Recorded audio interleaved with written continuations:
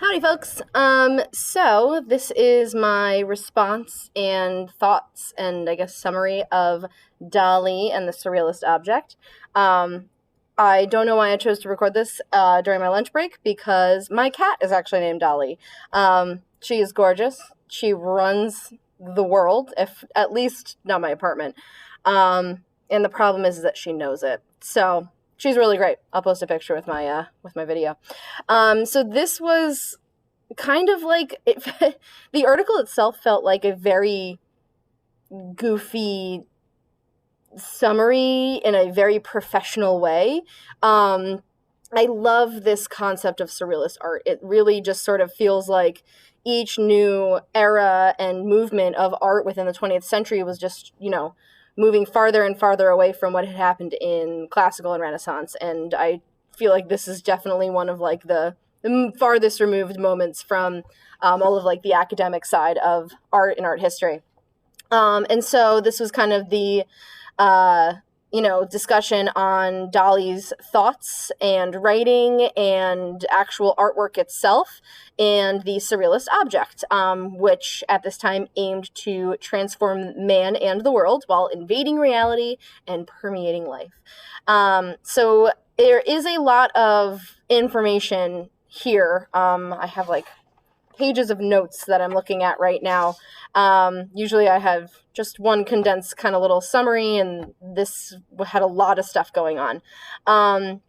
I liked how the beginning of the article sort of explained where the surrealist object came from and how it was developed, and how it sort of then, went from this ready-made concept that Duchamp had introduced to like the actual surrealist object itself.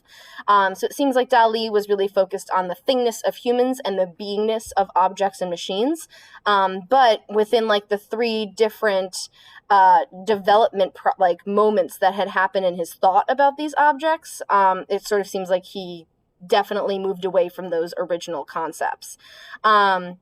And so what this article aimed to do is to show how, even though the original object was attempting to make fun of the bourgeois class, it was actually adopted. And while this may be interpreted as like sort of the anti-goal of what the surrealists were trying to do, it actually fueled Dali's development in his own concept of the surrealist object, which with these three different analyses, I feel like the author very successfully explained that.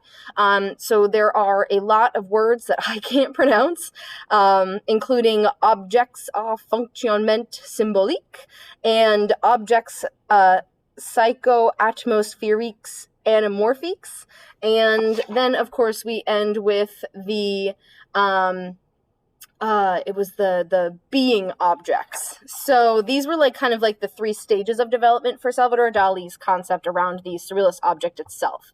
There was a lot of other artists and ideas brought into this article, a lot of really weird moments that I was like, okay, interesting. It sort of just feels like this whole concept of the surrealist object centers around sort of the human condition, but behind closed doors. It's like, we talk about certain things and we don't talk about certain things. This is just like weirdly universally understood by humans.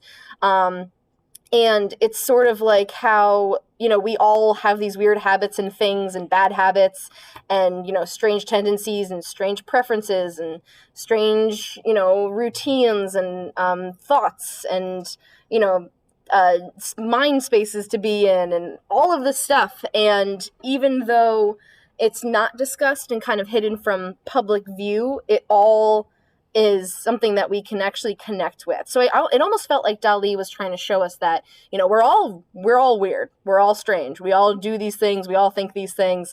And here are these objects that are like almost like proof of that or demonstrate that. And of course, like the different critiques by the other people and other minds at this time, and ones like especially Breton was brought up a lot, and this Bataille, both kind of agreed with him in different ways and also supported what he was doing. So there was a lot of interesting quotes that I had pulled. Dali seeing himself as the sober historian of the Surrealist movement, but he's like the wackiest of them all. So I kind of love that. He felt that like previous interpretations of surrealism and the surrealist object, it like didn't include what it needed to.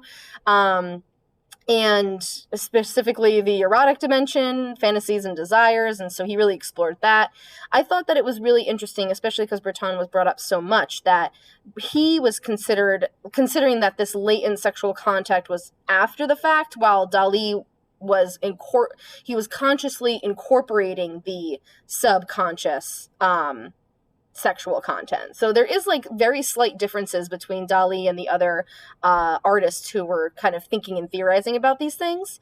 I felt like the whole portion about cannibalism and eating was really interesting. I actually wrote down that, one of the objects by Dali is created in fear of being eaten by his mom.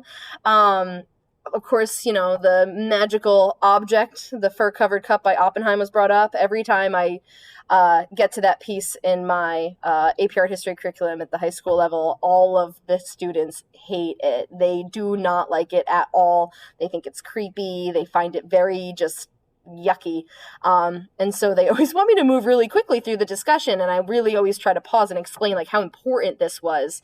And I thought it was really great to understand how like this combination of practicality with latent sexual content comes together just in everyday items.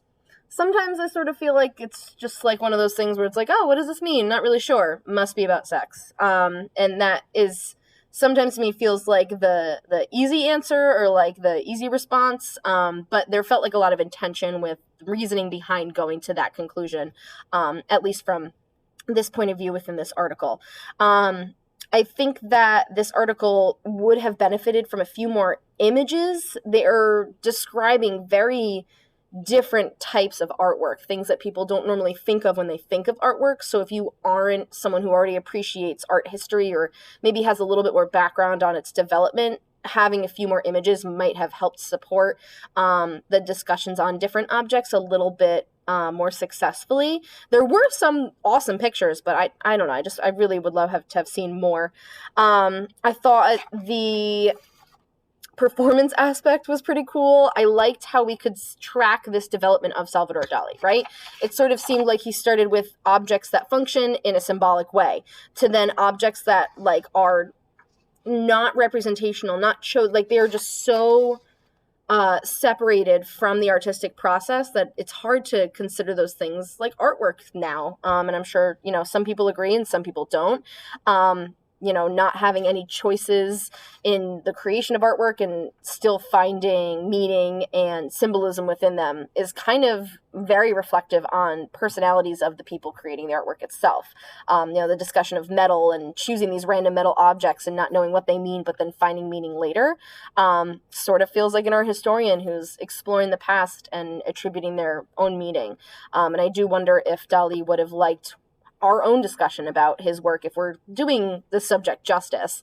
And so this evolution of ideas, I think, being spurred by the public reaction of a sort of weird affinity for these very silly objects, as they are called, it did spur the continual development. I think that reaction, though it wasn't what they wanted, made them continue to explore certain ideas and strive to be more experimental, to like kind of talk about certain subjects in artwork that hadn't been previously discussed. Thought the, little couple page moment about scatology was kind of interesting. I'd never heard of that before. But yeah, it just feels like this whole entire article is about bringing the behind closed doors actions to display in public. It makes me think about how like, oh, Amanda,